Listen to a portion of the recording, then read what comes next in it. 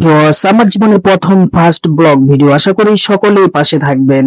যাই করো নাই করো, অবশ্যই পেজটাকে ফলো করার চেষ্টা করো। আর মুরব্বীদের সাথে আজকে আমরা যাচ্ছি ঘাসি বাবার মাজারের উদ্দেশ্যে।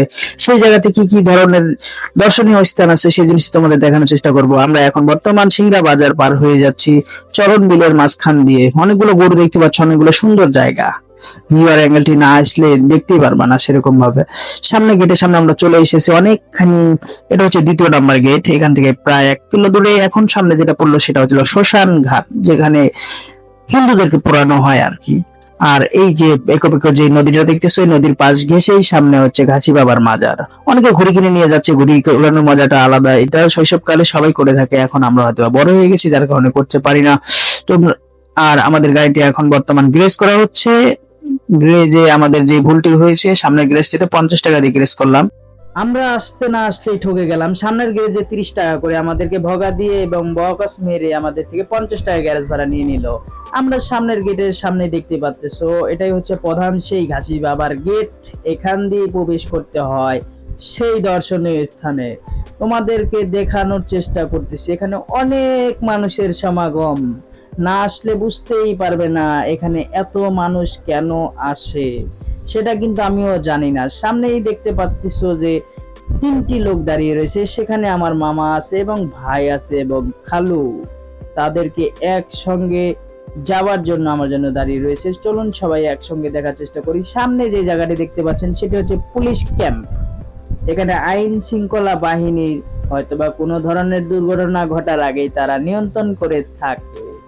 সামনে যাচ্ছি আমরা সেই দর্শনীয় স্থানটি তোমাদেরকে দেখানোর জন্য। এরই মাঝে আমাদেরকে ডেকে বলতেছে, ভাইয়া আমাদের কবিতাটিকে ভাইরাল করে দেন না। আমি কি করে ভাইরাল করব? আমার ভিডিওতে তো সেরকম ভিউজ আসে না। তোমরা যদি লাইক কমেন্ট শেয়ার করে, সেই হিসেবে আমার ভিডিওটিতে বেশি বেশি ভিউজ আসবে এবং ভাইরাল হওয়ার সম্ভাবনা থাকবে। আর ফার্স্ট টাইম ব্লগ ভিডিও কথাতে হয়তো মিসিং টিসিং থাকবেই, সেটা মেনে নিও। সামনে যে দেখতে পাচ্ছ এটাই হলো সেই ঘাসি বাবার মাজারের সামনের অংশ। ভিতরে ভিডিও এলাও না থাকার কারণে তোমাদের জন্য শুধু পিকচার গুলো আমি সেট করে দিলাম ভিতরের অংশ এবং বাহিরের অংশ, চারদিকের অংশগুলো দেখানোর চেষ্টা করতেছি তোমাদের থেকে। সামনের দিকে আগাচ্ছি তোমাদের জন্য, যেখানে মেলা সেখানেই আমরা ঠেলা দিতে চলে যাচ্ছি। আর দেখতে পাচ্ছ কবিতর আলারা কবিতর বিক্রি করছে, ধান্দাবাজি আলারা ধান্দা করেই যাচ্ছে। মাজার মানেই খিচুড়ি, সেখানে তো খিচুড়ি থাকতেই হবে। সেই জায়গাতেও দেখবো আমরা কত বড় খিচুড়ি ট্যাগ রয়েছে, সেটা আছে কিনা। কবিতর মামা বললো একটু ভাইরাল করে দেন, তাই কবিতর মামার ভিডিও করতেছি। এখানে যারা মানুষ করে থাকে তারা এই কবিতাগুলো কিনে ছেড়ে থাকে। তাদের বাবা নাকি তাদেরকে অনেক রক্ষা করে। আমি জানি না তাদের বাবা তাদের রক্ষা করতে পারে কিনা, কিন্তু এটা সত্য কিনা সেটার জন্য আমার সন্দেহ রয়েছে। সামনের দিকে এগোচ্ছি আমরা। সামনের দিকে এগোতে এগোতে দেখতে পেলাম সামনে আরো একটি মাজারের সন্ধান মিলছে।